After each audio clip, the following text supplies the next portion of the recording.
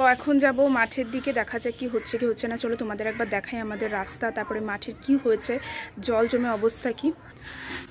এই হচ্ছে আমাদের আশেপাশের জায়গা।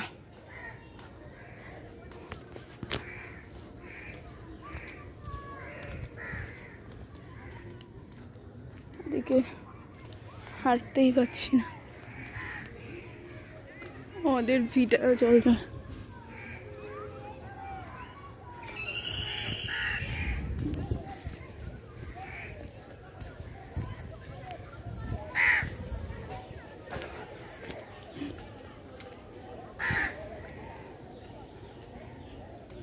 তুইও কি নামবি জলে?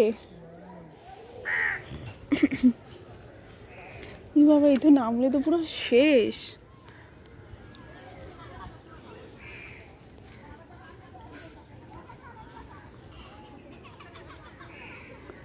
তার মানে তো এই বাড়িগুলোতেও জল উঠে গেছে বল? হ্যাঁ,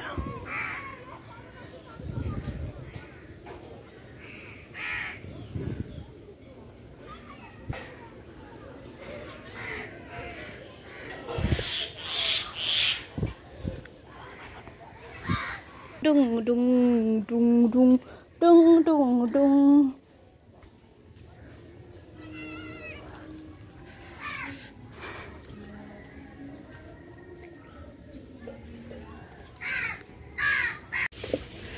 গাইস, এই হচ্ছে আমাদের দোকানের পিছনের অবস্থা। এই যে পুরো জল জমে গেছে দেখো।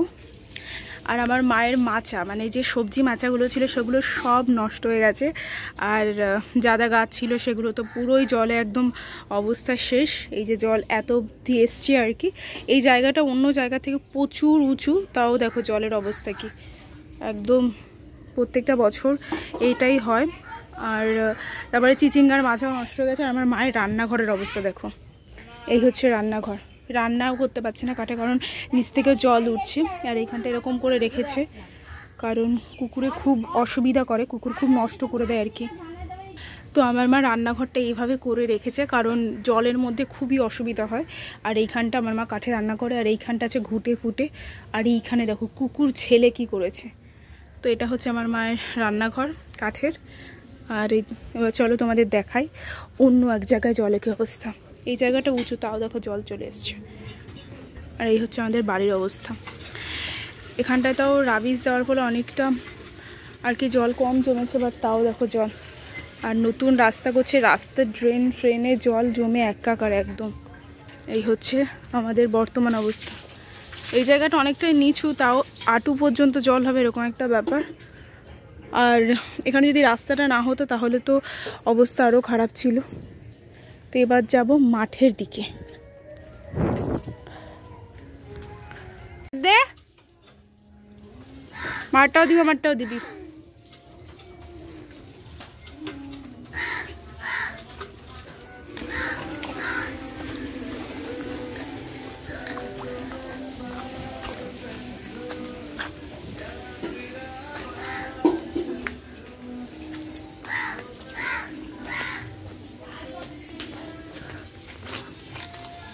কি রান্না করছো?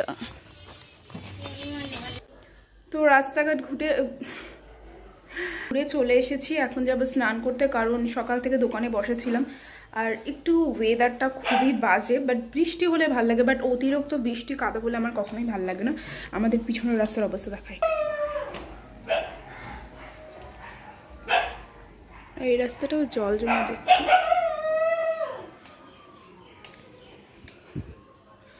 কিন্তু এখন যদি আর একবার বৃষ্টি হয় তাহলে আমাদের বাড়ির উঠোনেও জল জমে যাবে, প্রত্যেকটা বছর যেটা হয় আর কি, কম বেশি। আর এটা কিছু করার নেই, বর্ষাকালে এটা হবেই।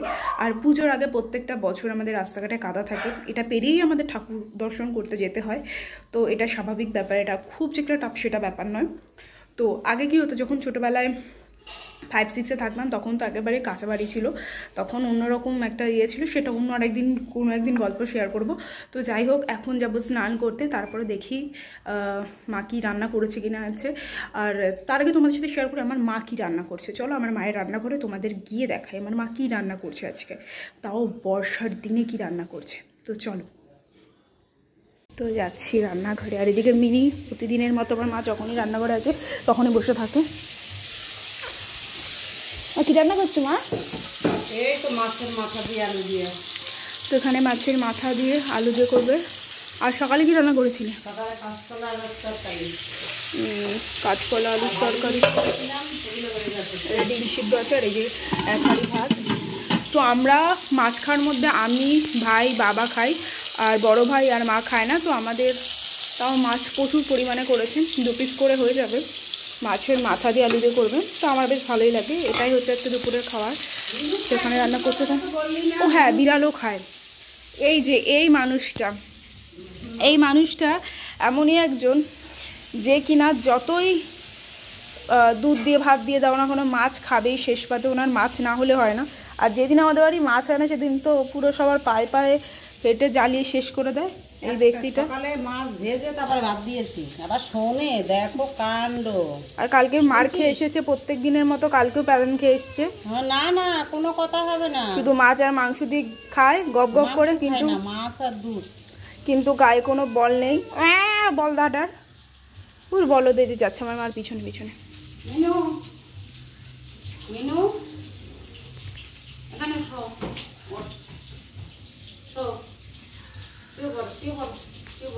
ওরকমই নকশা করবে।